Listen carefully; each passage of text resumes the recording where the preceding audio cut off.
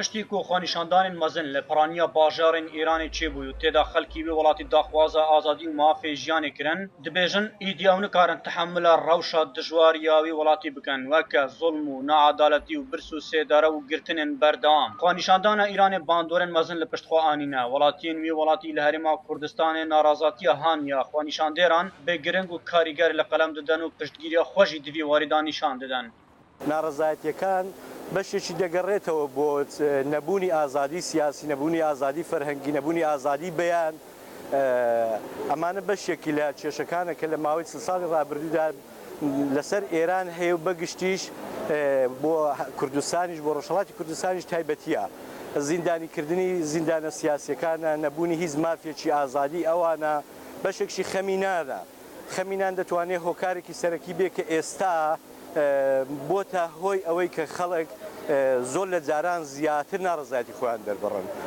نەبوونی ڕێکخراوەکانە، ئازادی ڕێکخراوەکانە وەکو ڕێکخراوی مافی مرۆڤ نمونێ لەسەر ساڵی ڕابردوودا دیتمان کە سەرۆکی ڕێکخراوی مافی مرۆڤ کاک سەدیق کەبودوان کە داوای سەرەتاییترین مافەکانی خەڵکی دەکرد وەکو ئازادی ڕادەربڕین، ئازادی بەیان، ئازادی فەرهەنگی، ئەنجومەنە مەدەنیەکان، سندیکاکریەکاریەکان زیاتر لە 12 ساڵ حەبس کرا. ئەمانە هەموو هۆکارن بۆی ئێستا خەڵک دەستی داوەتە دەستی یەک، ناڕزایی دەردەبڕن، داوای مافەکانی خۆیان دەکەن، بە هەموو شێوەیەک حازرن ئێستا دیفاع لە ماف و ئازادیەکانی خۆیان بکەن. ئەو خۆپیشاندانی ئێران جەماعەت لەبەرخاتری برسی، لەبەرخاتری نەبوونی ئازادی، لەبەرخاتری ئەو پارەی ئێرانی دەبن بۆ سووری، بۆ لوبنان سەرفی دەکەن.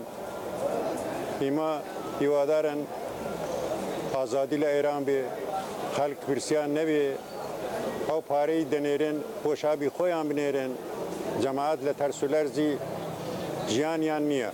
Ji bo heyama heftiyekê girjî û pevçûn di navbera xwenîşandêr û hêzên asayîşa Îranê li piraniya bajarên mezin yên wê welatî çêbûne. Li gorî amaran jî taniha bi sedan kes hatine girtin û kuştin û herwiha ew kesên ku hatine girtin jî weke hin çavkanî dibêjin hikûmeta Îranê niyaza wê yekê heye ku girtiyan li sêdare bide. Taze madem duruşmekan geyişte ew duruşmeyê ke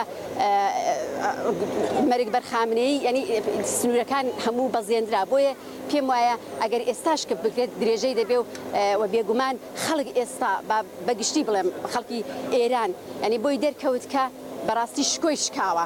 ئێستا ئەو خۆپێشاندانانە بۆ گەڕانەوەی شکۆی خۆیانە کاتێک کە دەبینن کۆماری ئیسلامی ئێران باڵێن بەکار ینی ئاوارە ئەفغانیەکانی کە ڕوویان کردە ئێران بەکاری هێنان بردننی بۆ سووریا، لە سووریا بە هەزاران ینی باڵێن ئاوارەی ئەفغانی لەوێ ڕۆڵەی ئەفغانی لەوێ بە کۆمەڵێک ینی وعدە و وعیدی بریقەدار لەوێ بە کوشدا و کاتێک کە مەسەلەن دەبینن ینی ئەوانە حەز دەکەن شکۆیان شکاوە ینی لە کۆمەلگای نێودەوڵەتیدا لە سەدەی 21دا کاتێک کە مەسەلەن ئێرانیەک دەڵێ من خاوەنی مێژوویەکی 2500 ساڵم باز لە کوورشی کەبیر دەکا، بەڵام دەبینێت کە مەسەلەن ئاخوندێکی ئیرتجاعی ئێستا بەو شێوەیە لە کۆمەلگای نێودەوڵەتیدا شکۆی دەشکێنێ، بێگومان دێتە سەر شەقام و بێگومان ئەگەر ئەو ڕۆژ نەبێ سبەی ئەگەر سبەی نێژ نەبێ دووی ئەو درێژەی دەبێ و پێم وابێ بە ئاکامی خۆشی دەگات. ئەحمەد زێباری دەنگی ئەمریکا هەولێر.